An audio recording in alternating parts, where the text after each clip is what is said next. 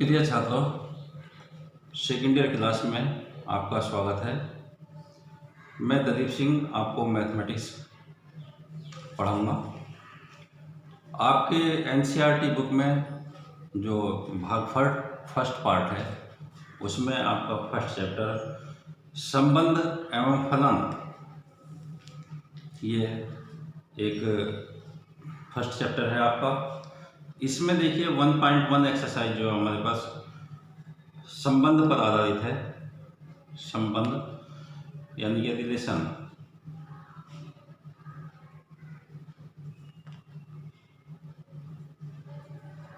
Relation क्या होता है 11वीं क्लास में भी हमने बताया है आपको। तो देखिए हमारे पास यदि ए व बी दो समुच्चय दिए हों तब ए क्रॉस बी के प्रत्येक उपसमुच्चय को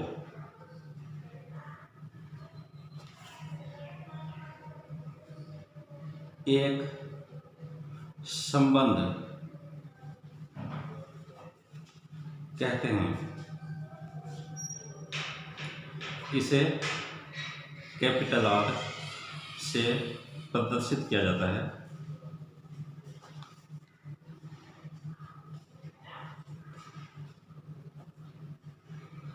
इसका प्रतीक रूप जो होता है R equal to A comma B, ऐसा है कि A belongs to capital A और B belongs to capital B. इस तरह से हम प्रतीक रूप में इसे दिखा सकते हैं। यहाँ संबंध R में ए का प्रत्येक तत्व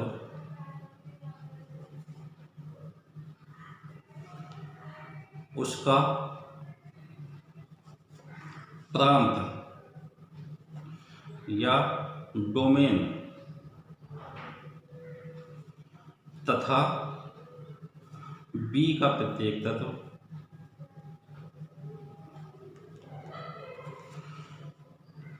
आर का सह डोमेन, सह प्रांत या इंग्लिश में कोर डोमेन कहलाता है।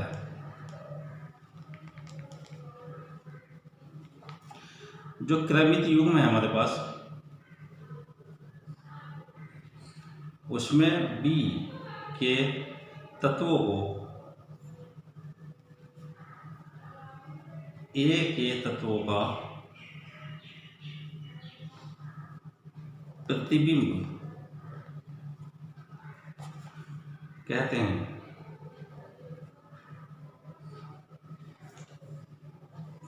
एक तो यह है बी के तत्वों को ए के तत्वों का प्रतिबिंब कहते हैं। ए के तत्वों को डोमेन कहा जाता है और बी के तत्वों को कोडोमेन कहा जाता है। किसी भी संबंध में बी के तत्वों, बी के वे तत्व जो ए के तत्वों के प्रतिबिंब हों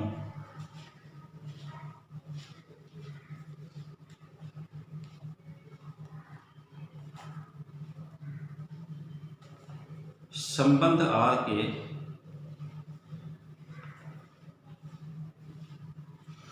परास कहलाता है। परास या रेंज कहते हैं।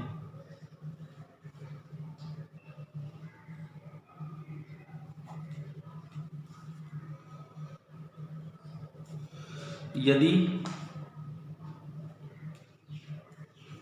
रेंज यानी जो हमारे पास बी के एलिमेंट जो ए के प्रतिबिंब, ए के तत्वों के प्रतिबिंब होंगे वो परास कहलाएंगे और बी के सारे तत्वों को कोडोमेन कहते हैं या सह प्रांत कहते हैं। यदि A comma B belongs to capital R है तब हम इसे ए आर बी से प्रदर्शित करते हैं।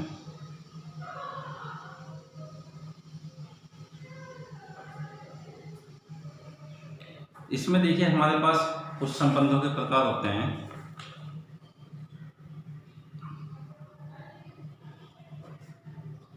संबंधों के प्रकार, नंबर 1 रिक्त संबंध।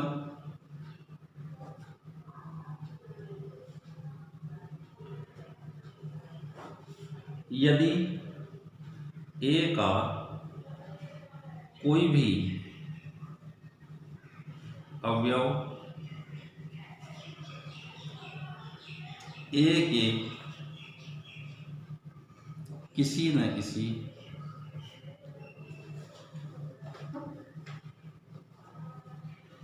अवयव का किसी न किसी अवयव से संबंधित नहीं हो तब ए के संबंध आर को रिक्त संबंध कहते हैं।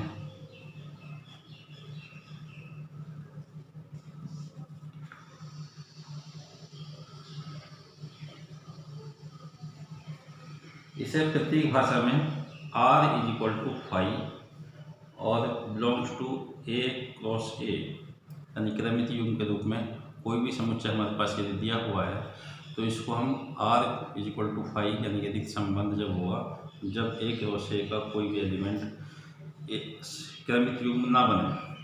इसी तरह से दूसरा है सार्वत्रिक संबंध। सार्वत्रिक संबंध हमारे पास होता है यदि A का प्रत्येक तत्व A के सभी तत्वों से संबंधित हो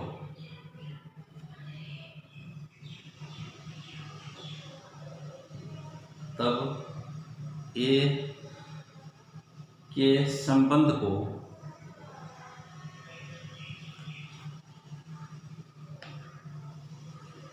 R का तब A के संबंध R को सार्वत्रिक संबंध कहते हैं।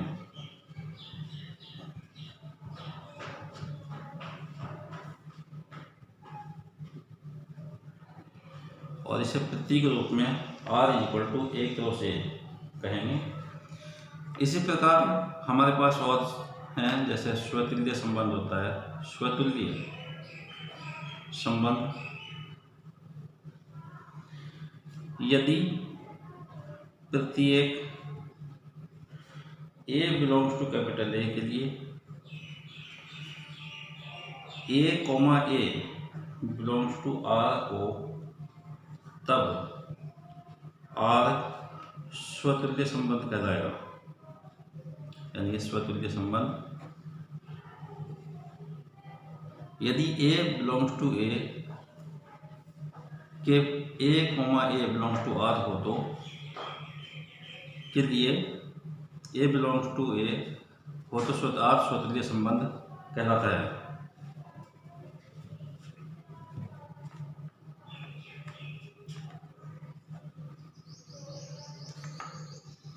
एक है सम्मित संबंध।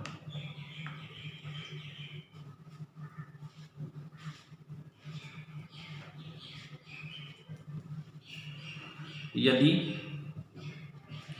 सभी A1, A2 belongs to capital A के लिए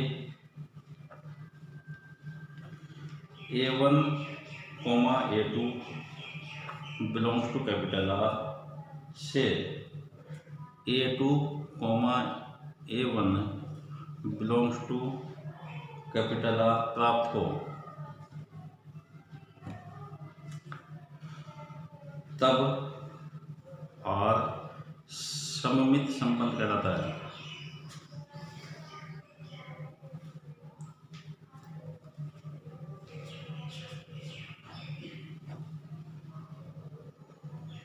संक्रामक संबंध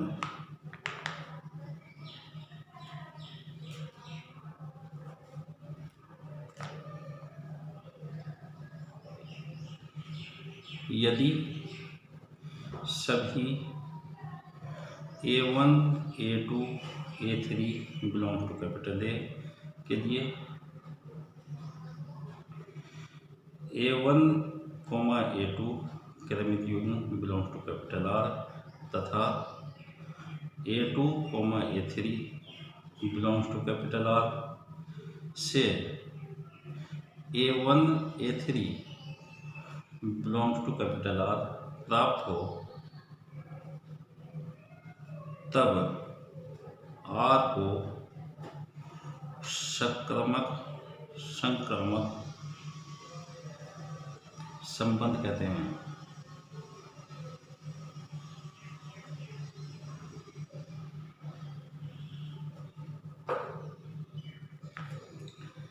इसी प्रकार एक परिभाषा और है हमारे पास, तुल्यता संबंध। तुल्यता संबंध होता है, देखिए,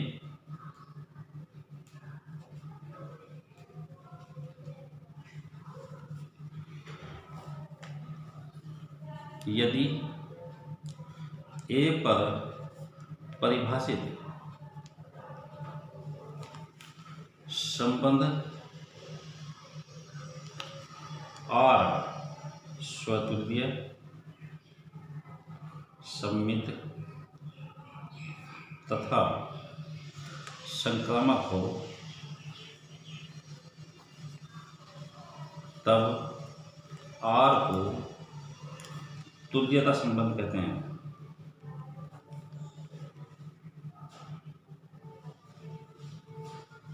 इन परिभाषाओं पर आधारित हमारी जो 1.1 एक्सरसाइज है, एक्सरसाइज 1.1 एक्सरसाइज हमारी इन परिभाषाओं पर आधारित है।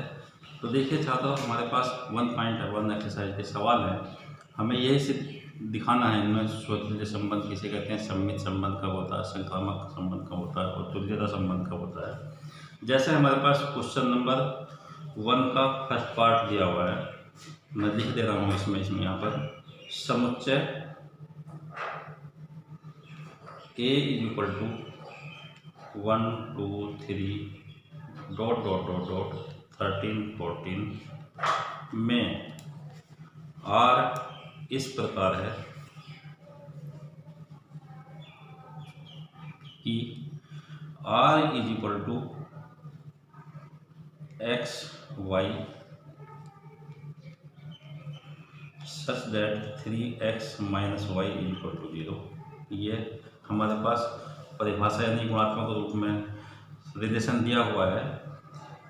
इसे हमें ये सिद्ध करना है, क्या संबंध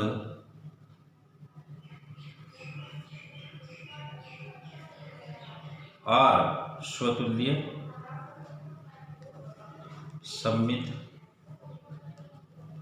तथा संक्रामक है। तो देखिए, इसका उत्तर निकालना है हमें। यदि हमारे पास कोई समुच्चय A = ये दिया हुआ हो और इसका रिलेशन ये दिया हुआ है R = x y, ऐसा है कि 3x - y = 0, क्या ये स्वतुल्य है, सममित है तथा संक्रामक, इनमें से कौन सा संबंध होगा। ये तीनों प्रॉपर्टी हमें निकालनी है। इसका उत्तर अगर निकालना हमें आंसर, तो देखिए सबसे पहले तो हम A = समुच्चय लिखेंगे 1 2 3 ... 13 14। इसका रिलेशन R = दिया हुआ है x y such that 3x - y = 0। दो प्रॉपर्टी दी हुई हैं। एक देखिए, इसको अगर हम सारणिक विधि में इसमें लिखना चाहें तो हमारे पास ये रिलेशन 3x - y = 0। पहले x का मतलब होता है a के एलिमेंट, y का मतलब होता है जो हमारे पास रिलेशन होता है y = दूसरी वैल्यू है। तो इसका अगर हम सारणी मेथड में इसके एलिमेंट निकालें, x की वैल्यू देखिए 1 है यहाँ, और इस रिलेशन से y की वैल्यू हो जाएगी 3, एक संबंध बन जाएगा, एक क्रमिक युग्म बन जाएगा। इसी तरह से 2 के लिए हमारे पास y की वैल्यू हो जाएगी 6, और 3 के लिए y की वैल्यू हो जाएगी 9, और 4 के लिए y की वैल्यू हो जाएगी 12। इस तरह से क्रमिक युग्म बन जाएंगे। ये हमारे पास यहाँ तक वैल्यू लेनी है हमें, 1 से संबंधित है y का 3 से, 2 का 6 से, ये रिलेशन बन गया है। इससे यदि सम्मित निकालना हो हमें, तो देखिए सम्मित के लिए, सम्मित संबंध के लिए जो है, जैसे हमारे पास 1,3 बिलोंग्स टू कैपिटल आर है, तब 3,1 सम्मित के लिए 1,3 यदि हमारे पास ये रिलेशन दिया हुआ है तो आर में 3,1 भी होना चाहिए, यानी कि इसका उल्टा होना चाहिए। ये नहीं है तो देखिए हमारे पास यहाँ पर 3,1 does not belongs to R, ये नहीं है, तो इसका मतलब ये है, इसलिए आर जो होगा, आर सम्मित नहीं होगा।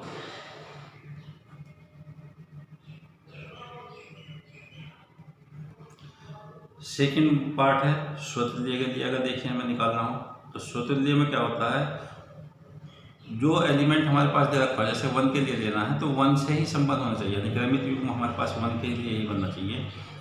2 के लिए लेना है तो 2 ही दूसरा एलिमेंट होना चाहिए, यानी कि उसका प्रतिबिंब भी 2 होना चाहिए। इसी तरह से 3 के लिए लेना हो तो 3 होना चाहिए दूसरा एलिमेंट, लेकिन यहाँ पर 1 does not belongs to R है, इसलिए आर स्वतुल्य नहीं है।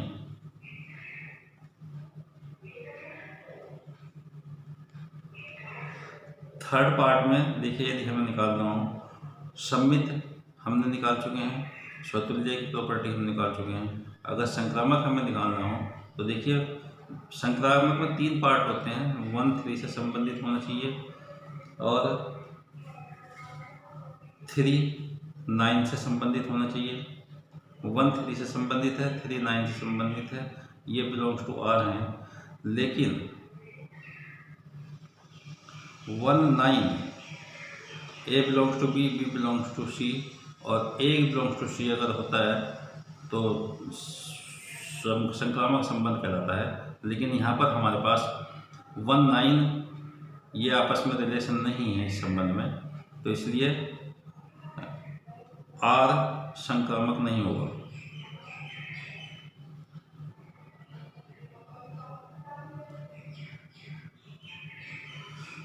इसलिए आर संबंध सम्मित, स्वतुल्य व संक्रामक नहीं है।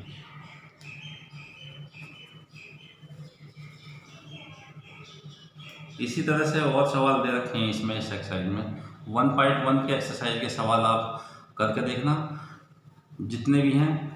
अगर आपकी कोई प्रॉब्लम हो तो इसके लिए आप मेरे पास कॉल कर सकते हैं।